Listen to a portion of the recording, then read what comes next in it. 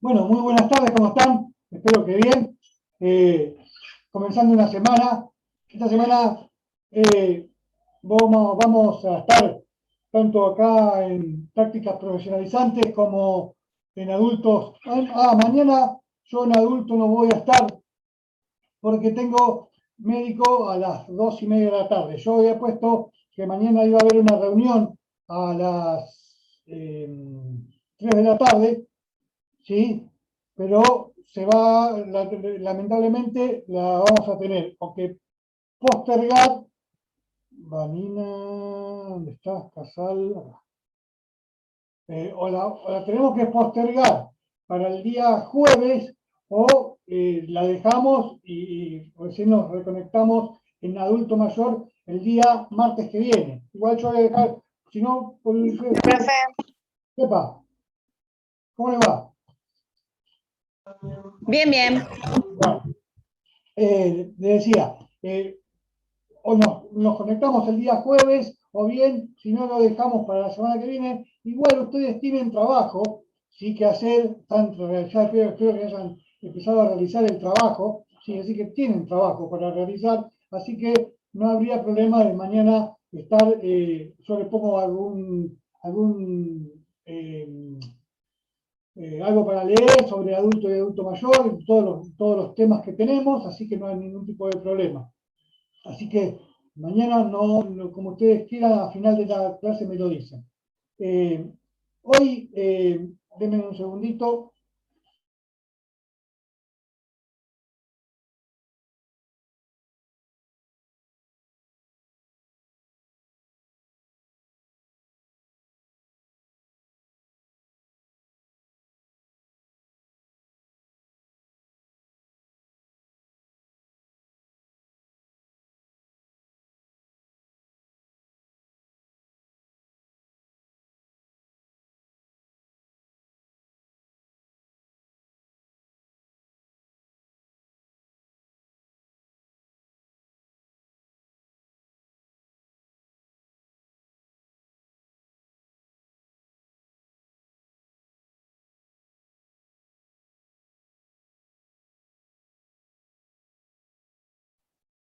Ahora sí, mil disculpas por el atraso.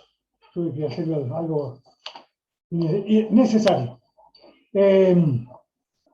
Hoy vamos a hablar un poquito de lo que es el manejo de la vía aérea, ¿sí? Porque ya tenemos que empezar a hablar de patologías que no hemos visto anteriormente, y el manejo de la vía aérea en lo que son pacientes críticos es muy importante. Ya vamos a ver que después vamos a empezar a ver los respiradores y el manejo de medicación por medio de bomba, ¿sí? Así que vamos a tratar de ser lo más rápido posible esta parte teórica, porque, bueno, la parte práctica no sabemos todavía qué va a pasar, cómo lo vamos a definir, ¿sí? Si en realidad eso lo tiene que definir lo que es región sanitaria séptima, pero bueno, tenemos que esperar a ver lo que nos dicen ellos, ¿sí?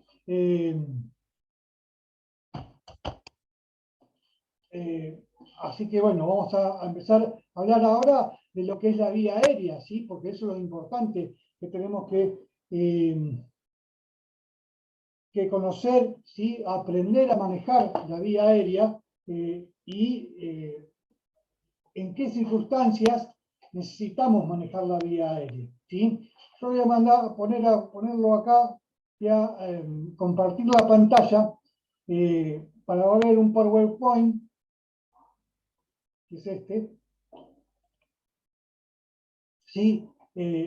Situaciones que requieren control de vía aérea. A ver. Ahora sí. Profe, ¿este Power lo va a mandar o lo hacemos captura? No, después yo después lo mando, lo pongo en el Classroom, sí, eso lo pongo todo en el Classroom siempre yo, ¿sí? Así no hay problema. Pero estoy tratando de cerrar esto, ahí está, para que quede, se vea todo, ¿sí? El manejo de la vía aérea, es decir, ¿cuándo necesitamos manejar las vías aéreas y qué es lo que se refiere al manejo de vía aérea? El manejo de vía aérea es que la persona no tenga obstruido y que respire normalmente, y el manejo de la vía aérea es algo muy fundamental en lo que es el trabajo de enfermería y sobre todo en lo que es en la parte de emergencias y urgencias, ¿sí?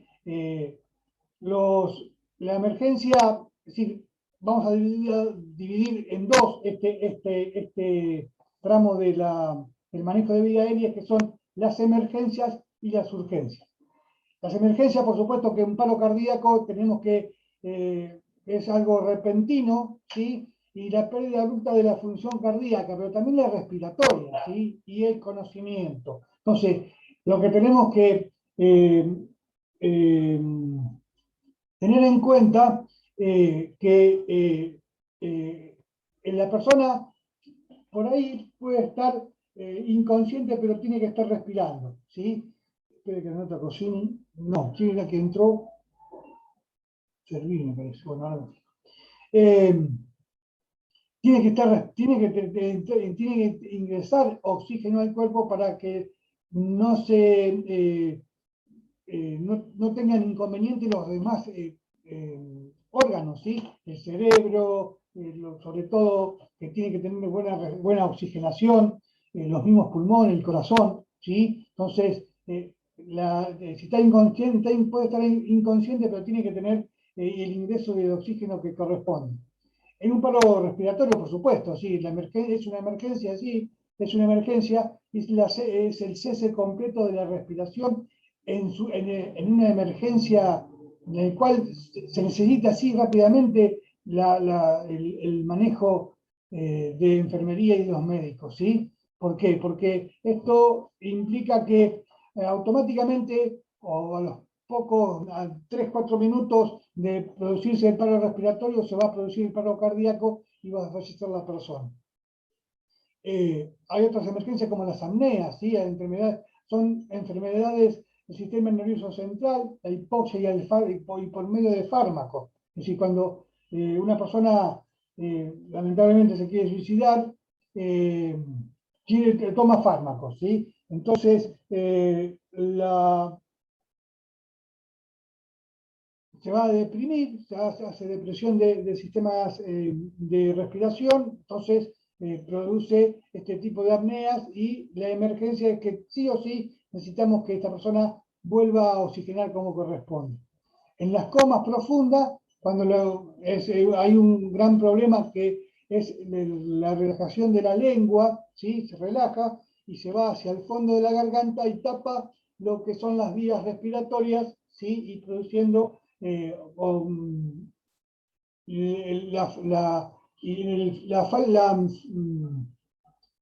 interrupción de ingreso de oxígeno, ¿sí? Y es que obstruye la glotis, ¿sí? Y después vamos a ver las enfermedades, hay una enfermedad no, sino una edema de glotis, ¿sí?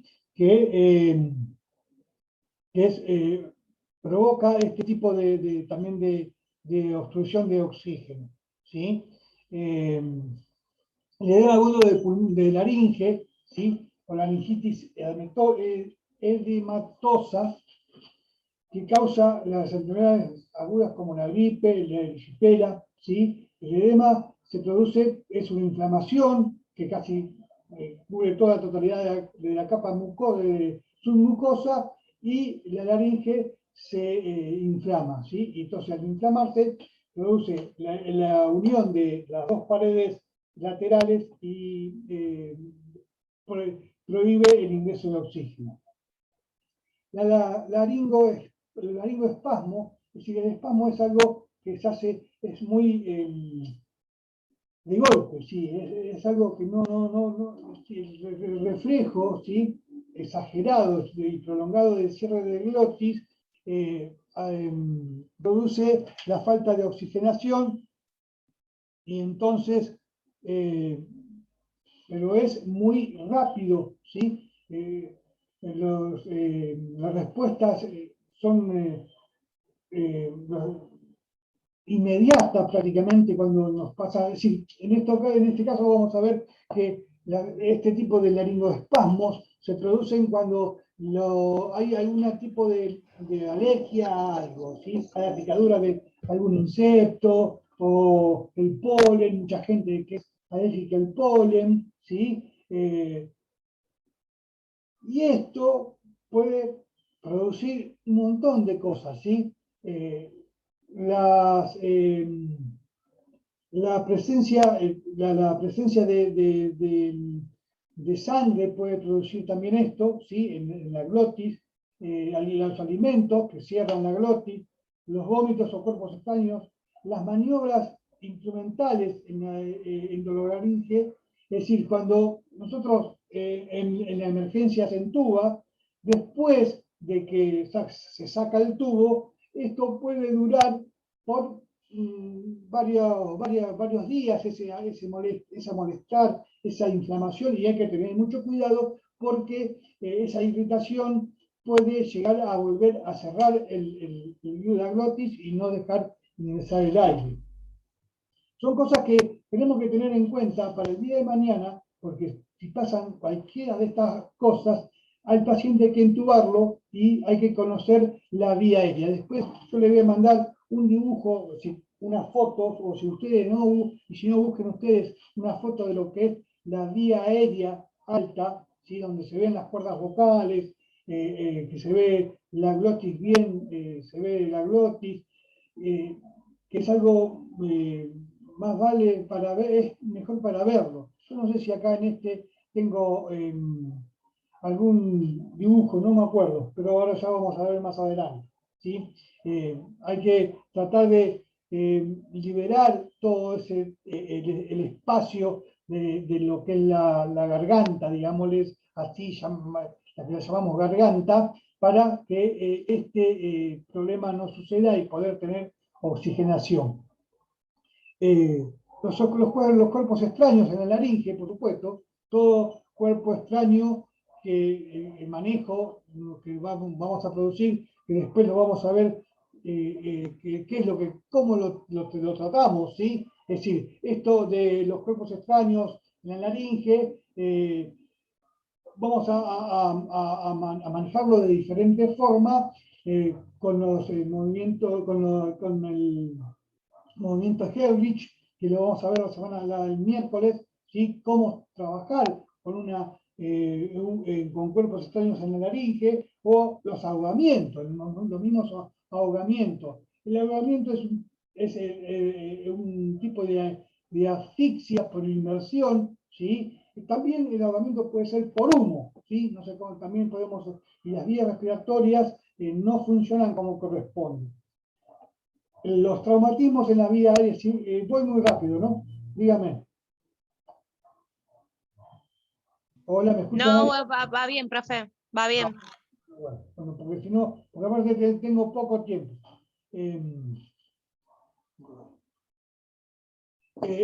También hay traumatismos en las vías aéreas, ¿sí? Que pueden ser producidas por lesiones en la cabeza o lesiones en la cervical alta. Este tipo de traumatismos en las vías aéreas, ¿sí? Es cuando recibimos el famoso látigo, golpe látigo, ¿sí? Cuando hacemos un movimiento muy brusco del cuello hacia atrás, ¿sí? Entonces, ahí producimos una lesión en la vía aérea que produce, como decíamos anteriormente, problemas en la laringe. Entonces la lesión no deja que ingrese el oxígeno como corresponde. Como acá dice, abajo dice, golpe látigo al ser embestido casi siempre por detrás. Cuando los chocan de atrás a nosotros en el auto, vamos en un auto, nos chocan por detrás, hacemos este látigo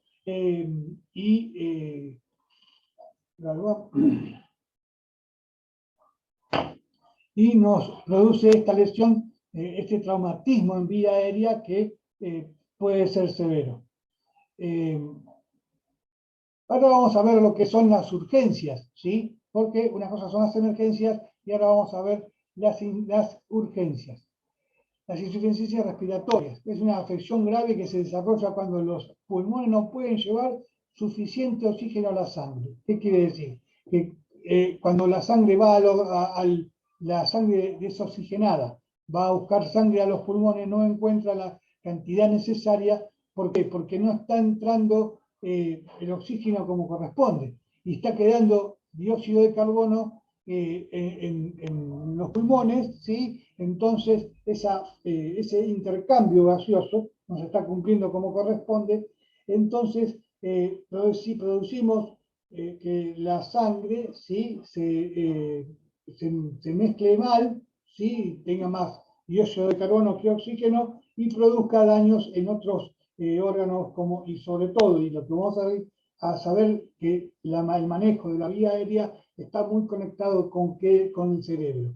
¿Sí? ¿Por qué? Porque si no entra bien oxígeno al cuerpo, el oxígeno no llega al cerebro como corresponde y el primer órgano que fallece o muere sin oxígeno es el cerebro.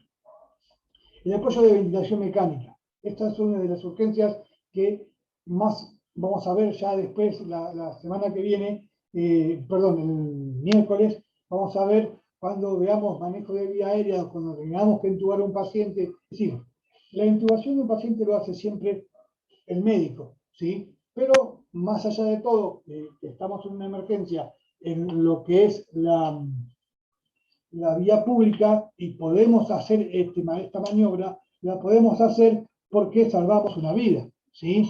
Entonces hay que tener mucho cuidado y tenemos que aprenderlo, más allá de que sea una práctica médica, ¿sí? La ventilación mecánica, es decir, o la intubación, lo hacen los médicos, pero tenemos que saber por cualquier cosa, siempre es bueno saberlo, ¿sí? Este apoyo de la ventilación mecánica puede pasar en las personas que tengan un síndrome de dificultad respiratoria aguda, ¿sí? Inhalación de humo o tóxicos, quemaduras de la vía respiratoria, sobre todo este tipo de quemaduras de vía respiratoria, ¿por qué? Porque enseguida va a ser edema del glotis, ¿sí? Aspiraciones gástricas, es decir, estas aspiraciones gástricas es cuando una persona se produce un vómito, ¿sí? Y al no salir por donde corresponde, por la boca, vuelve hacia el estómago, pero como está la glotis abierta, entra a los pulmones y hace aspiraciones que más tarde van a llegar a ser infecciones pulmonares, ¿sí? Y las exacerbaciones de enfermedades pulmonares. Estas enfermedades hay muchísimas, ¿sí? El EPOC, las neumonías, las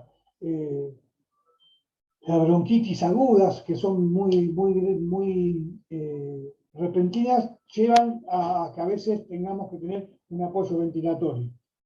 Acá hablamos también del asma o la obstrucción crónica, el EPOC, que son enfermedades que agudizan al paciente y necesitan sí o sí tener un apoyo de ventilación. Esta ventilación puede ser mecánica, que es la intubación, o que necesiten que se le aporte oxígeno del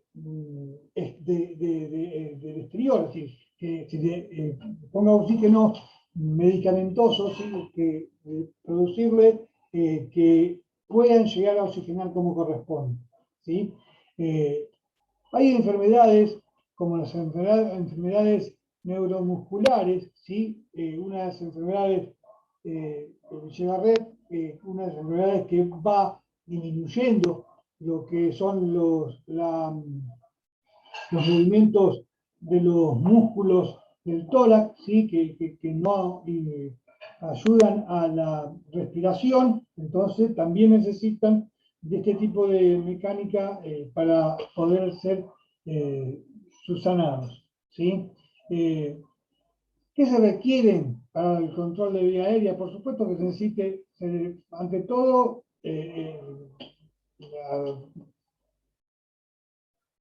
lo que tenemos que tener el control, ¿sí? Es cuando vamos a hacer un lavado gástrico, cuando llega un paciente con una intoxicación medicamentosa, ¿sí? O en alteraciones de la conciencia, pero con muchísimo cuidado tenemos que saber que cuando le colocamos la sonda nasogástrica, ¿sí? Que esa sonda nasogástrica, ustedes ya estuvieron esa clase de lo que es la colocación de una sonda nasogástrica. Esa sonda nasogástrica esté bien colocada, que pase directamente al estómago y no influya en lo que es la respiración, ¿sí? Ante el control de la vía aérea, también ante unos estudios que tenemos que realizar, ¿sí? Para ver si hay una hemorragia digestiva o si hay algún problema en las vías digestivas altas, entonces tenemos que tener en cuenta también esto porque puede influir, es decir, ese estudio que dice ahí, la esofagogastroscopía, ¿sí? Que no influya en lo que es ¿cómo se llama? La respiración. Igual que en el tercer punto también, pacientes con problemas respiratorios límites, ¿sí? Entonces hay que hacer una broncoscopía, entonces hay que tener cuidado y la mayoría de estos pacientes se encuentran con una coma farmacológica, entonces están prácticamente intubados para que no provoquen ninguna lesión en la vía, porque la vía está obstruida, ya está obstruida porque se está estudiando lo que son los bronquios, ¿sí? Ante un procedimiento radiológico en pacientes con alteraciones del sensorio y si requieren sedación, tienen que tener la vía aérea permeable. La permeabilidad de la vía aérea siempre tiene que estar correcto, porque no puede faltarle oxígeno al paciente. Si tiene que ser entubado, bueno, después va a tener un manejo de la vía mucho más, ahora no. Ya se termina, queda poquito, quedan 10 minutos. Bueno, vamos a terminar con esto. Así que lo que necesitamos es saber este control, ¿sí? Para este tipo de maniobras. La posición del paciente, cuando nosotros tenemos un paciente que encontramos en la calle y tenemos que abrir la vía aérea, el paciente tiene que estar en cúbito dorsal con el cuello súper extendido, ¿sí? Con la cabeza hacia atrás, y debemos ver que no tenga nada adentro de la boca, sobre todo algún caramelo, chicles o la misma dentadura. Si el paciente está inconsciente, sacársela de alguna forma porque esa dentadura puede obstruir lo que es la vía aérea. Las dos formas correctas de abrir las vías aéreas son la hiperextensión,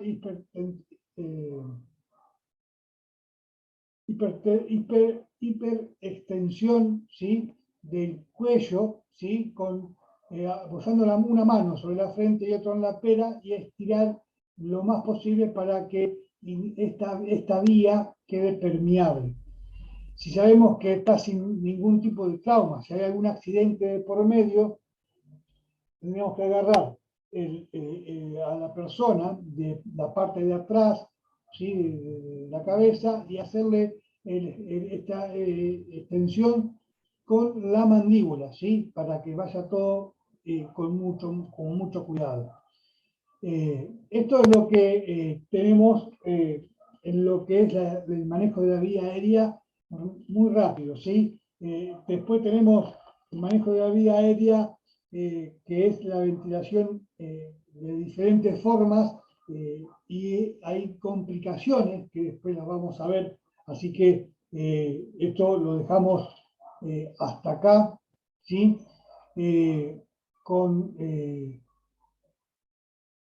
Vamos a cerrar acá, que son las formas de hacer ventilación lo más rápido posible y que el oxígeno ingrese lo más rápido posible después del paro respiratorio, ¿sí? Es algo que necesitamos saber y que tienen ustedes que conocer. El día de mañana, cuando podamos hacer la práctica, va a ser mucho más fácil porque la explicación va a ser en lo que es la persona, ¿sí? O en su defecto, si para el segundo cuatrimestre podemos ingresar, si Dios quiere, a la sala de simulación, lo vamos a ver en la sala de simulación con los muñecos de simulación. Así que bueno, gente, se nos está por cortar, a ver cuánto nos falta, nos quedan 5 minutos. ¿Alguna pregunta? Las escucho, ¿eh?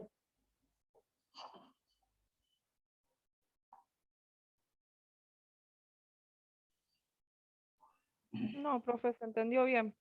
¿Entendió? Bien. Es importante que ustedes lo entiendan. Ustedes ya saben, si ustedes tienen que hacer alguna pregunta que no entienden o que cuando yo subo todo esto, yo lo voy a subir al Classroom este Power, voy a subir otros materiales que tengo para la lectura, ¿sí? Del manejo de vía aérea, que es un taller de manejo de vía aérea que me lo pasaron mi anestesista del hospital, que es una revista mexicana, pero que está muy conciso y muy práctico para leer. Así que para que tengan para ir leyendo para el segundo parcial, que va a ser, no tengo que hablar con la licenciada Claudia, pero van a estar estos temas. Así que bueno, gente, acuérdense mañana, entonces, ¿qué quieren hacer? Lo dejamos para el jueves, si no, lo hacemos el martes que viene. En el trabajo, ya ustedes tienen trabajo que hacer. Yo me tengo que comunicar, que no es que me olvidé, con Díaz Villacorta, que me mandaron un mensaje. Lo que pasa es que estuve un poco colgado este fin de semana, entonces, pero ya le voy a mandar el trabajo para que haga ella, así no hay problema. Así que bueno, nada, esto por hoy es todo, así que nos vemos, si Dios quiere, el día miércoles en prácticas profesionalizantes de 3 de enfermería. Que tengan buen... Ok, profe.